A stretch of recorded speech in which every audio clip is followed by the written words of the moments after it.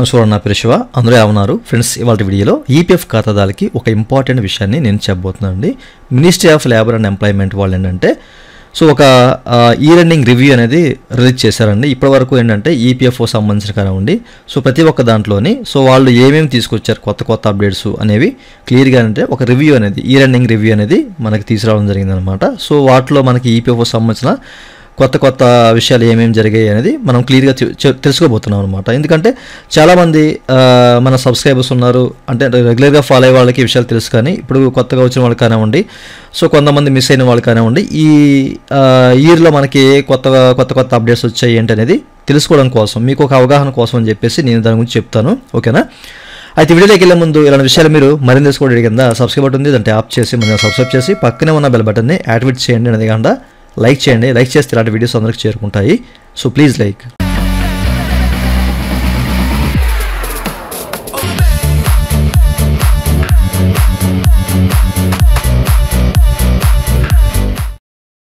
ఇక టాపిక్లోకి వెళ్ళినట్టయితే కనుక ఈపీఎఫ్ సంబంధించిన అట్లాంటి క్వైరీ అండ్ సర్వీస్ కావాలంటే నన్నైతే కాంటాక్ట్ అవ్వండి. పేడ్ సర్వీస్ ఉన్నాయి. నా వాట్సాప్ నెంబర్ వీడియో కింద మీకు డిస్క్రిప్షన్లో ప్రొవైడ్ చేశాను. వాట్సాప్ ద్వారా మాత్రమే నన్నైతే కాంటాక్ట్ అవ్వండి. అయితే మీరు ఇక్కడ చూడొచ్చండి. ఓకేనా? ఇయర్ ఎండింగ్ అంటే ఇయర్ ఎండ్ రివ్యూ 2024 అని చెప్పేసి క్లియర్గా మెన్షన్ చేశారన్నమాట ministry of labour and employment వాళ్ళు.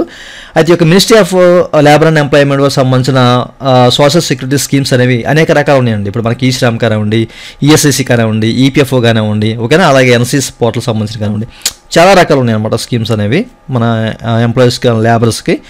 అయితే వీటిలో మీరు ఇక్కడ చూడొచ్చండి. ప్రతి ఒక్క దాంట్లో వీళ్ళు ఈ సంవత్సరంలో ఏమేమి తీసుకొచ్చారు కొత్త అప్డేట్స్, ఎంప్లాయీ సంబంధించిన కానివ్వండి, లేకపోతే ఎంప్లాయర్స్ సంబంధించిన కానివ్వండి. వీటిల్లో ఇక్కడ మీరు చూడొచ్చండి మనకు సంబంధించిన ఈపీఎఫ్ఓ అలాగే ఈఎస్ఐ సంబంధించిన కూడా చాలా విషయాలు అయితే తీసుకొచ్చారు. ఓకేనా? మీరు చెక్ చేసుకోవచ్చండి. వీటిలో కొన్ని విషయాల గురించి మీకు చెప్తాను, మన ఎంప్లాయీస్ సంబంధించిన కొన్ని విషయాలు మీకు చెప్తాను. దీనికి సంబంధించిన లింక్ వీడియో కింద మీకు డిస్క్రిప్షన్లో ప్రొవైడ్ చేస్తాను, కావాలంటే మీరు క్లియర్గా చదువుకోండి. ఓకేనా? ఎవరైనా మిస్ అయ్యారు అంటే కనుక చూడండి, ఎంతవరకు చూడండి వీడియో, మీకు క్లియర్గా అర్థమవుతుంది అనమాట. వీటిలో ముందుగా వచ్చేసరికి ఏంటంటే సిపిపిఎస్ అండి. ఓకేనా? Centralised pension payment system. ఇది మనకి జనవరి 2025 నుంచి పూర్తిగా అమల్లోకి అయితే వస్తుంది అనమాట. సెంట్రల్ బోర్డ్ ఆఫ్ ట్రస్టీస్ వాళ్ళు దీన్ని అప్రూవ్ చేశారు. ఓకేనా? అంటే పెన్షన్స్ ఎవరైతే ఉన్నారో ఇది ప్రతి ఒక్క పెన్షన్దారులు ఎక్కడైనా ఇండియాలో ఎక్కడి నుంచైనా, వాళ్ళు ఏ బ్యాంక్ నుంచైనా పేమెంట్ సిస్టమ్ అంటే ఈ యొక్క పెన్షన్ ఏదైతే ఉందో అది వాళ్ళు తీసుకోవచ్చు అనమాట. ఓకే? పద్దాక వాళ్ళు బ్యాంకులు చేంజ్ చేసిన అవసరం అయితే లేదు, ఎక్కడైనా తీసుకోవచ్చు అనమాట. 77 లక్షల పెన్షనర్స్కి ఇది మంచి బెనిఫిట్ అని చెప్పేసి కూడా ఇంతకుముందు మనం మాట్లాడుకున్నాం దీని గురించి. ఓకేనా? ఇట్లాంటి ఒక మంచి అప్డేట్ అయితే తీసుకొచ్చారు పెన్షన్ సంబంధించింది. ఓకే. అట్లాగే పారా 62Bలో కొన్ని మోడిఫికేషన్ కూడా చేశారండి. ఏంటంటే ఇప్పుడు మనకి ఇంట్రెస్ట్ రావాలి కదా, ఫైన్ సెటిల్మెంట్లో మనకి ఇంట్రెస్ట్ అనేది ఈపీఎఫ్ అనేది యాడ్ చేస్తుంటుంది, వచ్చిన వాళ్ళకి కానివ్వండి లేకపోతే రాని వాళ్ళకి కానివ్వండి. అయితే ఈ ఇంట్రెస్ట్ అనేది ఎప్పటి వరకు క్యాలిక్యులేట్ చేస్తారని కూడా లాస్ట్ వీడియోలో మాట్లాడుకుందాం. మనం ఈ మంత్ కనుక ఫైన్ సెటిల్మెంట్గా అప్లై చేస్తే కనుక ప్రీవియస్ 24 డేస్ ముందు ఉన్న దానికి క్యాలిక్యులేట్ చేసి వాళ్ళు మనకి పెన్షన్ ఇంట్రెస్ట్ ఏదైతే ఉందో అది ఇస్తారు. కానీ ఇప్పుడు ఎప్పుడైతే మీరు ఉద్యోగం వదిలేసి ఎప్పుడైతే ఫైన్ సెటిల్మెంట్ చేస్తారో ఆ డేట్ వరకు ఇంట్రెస్ట్ క్యాలిక్యులేట్ చేసి మీకు ఇస్తామని చెప్పేసి కూడా లాస్ట్ వీడియోలో మీకు చెప్పాను దాని గురించి. ఓకేనా? అదొక మంచి అప్డేట్ అయితే ఈపీఎఫ్ఓ తీసుకొచ్చింది.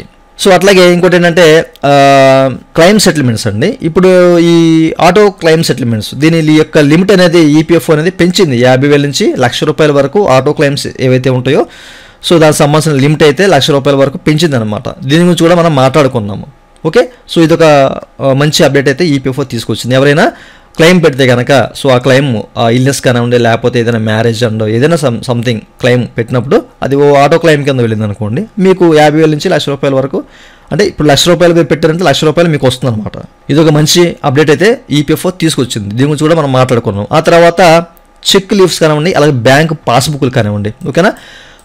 ఇది కూడా ఇప్పుడు మనము పిఎఫ్కి అప్లై చేసినప్పుడు ఏంటంటే యాక్చువల్గా ఏంటంటే ఏదైనా bank passbook or cheque leaf అనేది అప్లోడ్ చేయాలి. ఇప్పుడు దాన్ని కూడా తీసేసింది అనమాట. అది కూడా కొన్ని ఏదైతే అకౌంట్స్ ఉన్నాయో వాళ్ళకి ఏ ఖాతాదారుడు అయితే బ్యాంకు అకౌంట్స్ అనేవి కేవైసీ ద్వారా త్రూ చేసినప్పుడు బ్యాంక్ వెరిఫై చేసి అండ్ ఎంప్లాయర్ కూడా డిఎస్సి చేస్తారు. అట్లాంటి అకౌంట్స్ ఎవరైతే ఉంటారో యూఎన్ నెంబర్ సంబంధించిన వాళ్ళు, అట్లాంటి వాళ్ళకి ఈ ఫెసిలిటీ ఉందన్నమాట. మీరు కొత్తగా బ్యాంక్ అకౌంట్ మీరు ఇప్పుడు చేంజ్ చేసుకుంటే మీకు ఈ ఫెసిలిటీ అనేది ఓకేనా, cheque leaf and bank passbook upload చేయాల్సిన అవసరం అయితే ఉండదన్నమాట. దీనివల్ల ఏంటంటే మనకి ఈ యొక్క క్లెయిమ్ సంబంధించిన రిజెక్షన్ రేషియో అనేది రిడ్యూస్ అవుతుంది అనమాట. ఓకేనా, రిజెక్షన్ అనేది చాలా తక్కువగా ఉంటుంది దీనివల్ల. సో ఇది ఒక మంచి అవకాశం అయితే తీసుకొచ్చింది. ఆ తర్వాత table B and table D కూడా తీసుకొచ్చింది అనమాట ఈపీఎఫ్ఓ. ఓకేనా, సో 6 month బిలో సర్వీస్ ఉన్నప్పుడు ఎవరైనా సెటిల్మెంట్ చేస్తే కనుక వాళ్ళకి పెన్షన్ అమౌంట్ అనేది టేబుల్ డి ప్రకారం సమ్ అమౌంట్ అనేది ఎంతో కొంత వచ్చే అవకాశం అయితే ఉంది. టేబుల్ డి ప్రకారం సమ్ అమౌంట్ అయితే వస్తుంది. ఎంతమంది ఏంటంటే 6 month బిలో సర్వీస్ ఉన్న వాళ్ళకి అసలు పెన్షన్ అమౌంట్ వచ్చే అవకాశం లేదు. ఓకే, సో అట్లాంటి సందర్భంలో మనకి టేబుల్ బి అనేది వచ్చింది. దానివల్ల కూడా కాస్త బెనిఫిట్ అయితే వచ్చిందనమాట. ఓకేనా, 23 లక్షల మెంబర్స్ అనే వాళ్ళకి సో ఈ బెనిఫిట్ అనేది వచ్చిందని చెప్పేసి ఈపీఎఫ్ అనేది ఇక్కడ క్లియర్గా మనకి మెన్షన్ చేసింది. ఓకేనా, సో ఆ తర్వాత మనకి ఏంటంటే డెత్ క్లెయిమ్స్ అండి. ఎవరైతే మెంబర్స్ సంబంధించిన నామినీస్ ఉన్నారో సో అట్లాంటి వాళ్ళు డెత్ క్లెయిమ్ అనేది చేశారనుకోండి, ఇన్ కేసు వాళ్ళ ఆధార్ అనేది లింక్ కాలేదు యూఏ నెంబర్కి, సో అట్లాంటి క్లెయిమ్స్ కూడా అంటే ఆధార్తో సంబంధం లేకుండా డెత్ క్లెయిమ్స్ అనేవి ప్రాసెస్ చేయబడతాయి అని చెప్పేసి కూడా లాస్ట్ వీడియోలో మనం మాట్లాడుకుందాం. ప్రతి ఫీల్డ్ ఆఫీసర్కి ఈ యొక్క ఇన్స్ట్రక్షన్ వెళ్ళిందని చెప్పేసి మనం మాట్లాడుకుందాం. సో ఇది ఒక మంచి అప్డేట్ అయితే తీసుకొచ్చింది అనమాట. ఓకేనా, సో ఎవరైతే చనిపోతారో సో వాళ్ళకి సంబంధించిన ఫ్యామిలీ వాళ్ళు చనిపోయిన మెంబర్స్కి సంబంధించిన ఆధార్ అనేది అప్డేట్ కాకపోయినా సో డీటెయిల్స్ లేకపోయినా సో వాళ్ళ క్లెయిమ్ అనేది అంటే వాళ్ళ డబ్బులు అనేది ఈ నామినీస్ అనేవాళ్ళు చాలా సింపుల్గా తీసుకోవచ్చు అనమాట. డెత్ క్లెయిమ్ ఆఫ్లైన్లో సబ్మిట్ చేసి. ఓకే, ఆ తర్వాత ఏంటంటే 8.25% ఇంట్రెస్ట్ రేట్ అనేది మనకంటే 2023-24 సంబంధించి చాలామంది సబ్స్క్రైబర్స్ అకౌంట్లో వేసింది, కొంతమంది ఇంకా పెండింగ్లో ఉన్నాయి. సో మీకు వడ్డీ రాకపోయినా మీరు బాధపడకండి, మీకు వడ్డీ అనేది ఏదో టైంలో కలుస్తుంది. ఇన్ కేసు మీరు ఫైన్ సెటిల్మెంట్ చేస్తే రావాల్సిన బకాయిలన్నీ కూడా మీకు సెటిల్ చేసి ఇస్తారు. Okay, so no problem. ఒకవేళ మీకు అప్డేట్ కాకపోయినా పాస్బుక్లో వరి అవ్వద్దు. సో 2023-24 సంబంధించిన 8.25% వడ్డీతో వేసిందని చెప్పేసి వీళ్ళు క్లియర్గా ఇక్కడ మెన్షన్ చేశారు. ఓకే, ఆ తర్వాత ఈడిఎల్ఐ స్కీమ్ సంబంధించిందండి. ఈ బెనిఫిట్ కూడా 7 లక్షలు పెంచారన్నమాట, 6 లక్షల నుంచి. ఓకే, ఇది ఒక మంచి బెనిఫిట్. సో చాలామందికి ఇది అంటే ఎవరైతే మెంబర్స్ చనిపోతారో సో అప్పుడు వాళ్ళ బెనిఫిషరీ ఎవరైతే ఉన్నారో అంటే నామినీ వాళ్ళకి 7 లక్షల వరకు అమౌంట్ అయితే వస్తుందని చెప్పేసి క్లియర్గా మెన్షన్ చేశారు. అంటే ఇంతకుముందు 6 లక్షలు కదా, ఇది 7 లక్షలకు పెంచారు. ఇది ఒక మంచి విధానం అయితే తీసుకొచ్చింది ఈపీఎఫ్ఓ. ఓకే, సో ఆ తర్వాత ఏంటంటే ఎంప్లాయర్ కంప్లైంట్స్ ఇప్పుడు మనకి UN activation and Aadhaar seeding సంబంధించిన డేట్స్ అనేవి పెంచారు. అలాగే మనకి ఈఎల్ఐ స్కీమ్ అనేది తీసుకొచ్చారండి. సో చాలామందికి జీవనోపాధి పెంచాలి, ఉద్యోగం చేసేలా ప్రతి ఒక్కరిని ప్రోత్సహించాలి అనే ఉద్దేశంతో ఈఎల్ఐ స్కీమ్ తీసుకొచ్చింది అనమాట. ఇది 2025 నుంచి మనకి అమలు అయితే పూర్తిగా ఉంటుంది. ఓకేనా, సో దీని ద్వారా ఈఎల్ఐ స్కీమ్ ద్వారా ఏంటంటే ఎంప్లాయర్స్కి అటు ఎంప్లాయర్స్కి ఇద్దరికి బెనిఫిట్ అయితే ఉంటుందన్నమాట. అది ఎట్లా ఏంటి అని చెప్పేసి మీకు క్లియర్గా మెన్షన్ చేశాను. ఇంతకుముందు ఒక వీడియో కూడా చేశాను అనమాట దాని గురించి క్లియర్గా. ఓకేనా, ఈఎల్ఐ స్కీమ్ ద్వారా ఎంప్లాయర్స్కి ప్రతి మంత్ ఒక 5,000 లేకపోతే 3,000 సంథింగ్ వాళ్ళ కాంట్రిబ్యూషన్ బట్టి వాళ్ళకి డీబీటీ ద్వారా గవర్నమెంట్ వాళ్ళ అకౌంట్లో వేయడం కానివ్వండి, లేదా ఎంప్లాయర్స్కి 1 సంవత్సరం పాటు లేకపోతే 4 సంవత్సరాల పాటు ఇట్లా కొన్ని అవకాశాలు అయితే కల్పించింది. సో దాని గురించి మనం మాట్లాడుకుందాం. అలాగే తర్వాత ఏంటంటే CATS 2.01 అనేది మనకి ఈ యొక్క కొత్త విధానం అంటే ఐటీ సిస్టమ్ అయితే అప్డేట్ చేస్తున్నారు.